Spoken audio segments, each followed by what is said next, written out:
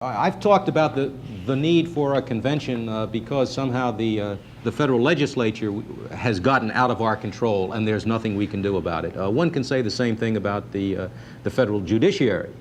And that's one reason I'm willing to take the chance, in order to have a convention, take the chance of some doubts that now exist.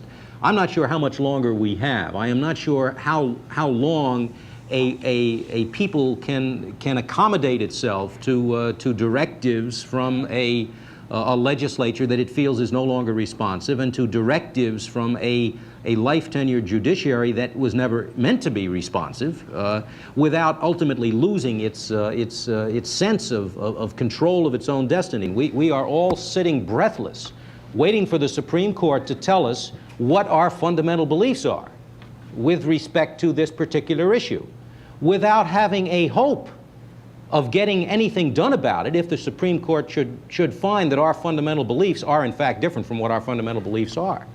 We have no recourse. There's not a whit of a chance that the Congress will overturn any decision that the Supreme Court comes down with in the Weber case.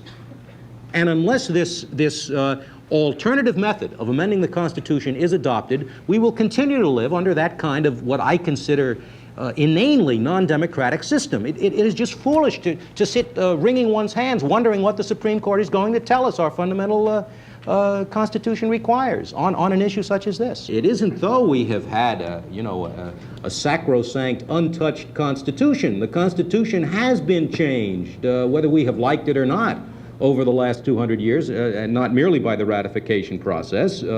Many of the decisions of the Supreme Court have made fundamental alterations, which we've never had any occasion to say we like or we don't like.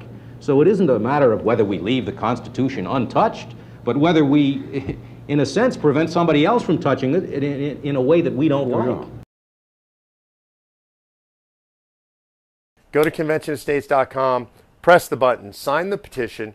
More importantly, get 10 of your friends to do the same. When you sign the petition, then that sends a letter to your state legislator. You go on the list in their district as a supporter.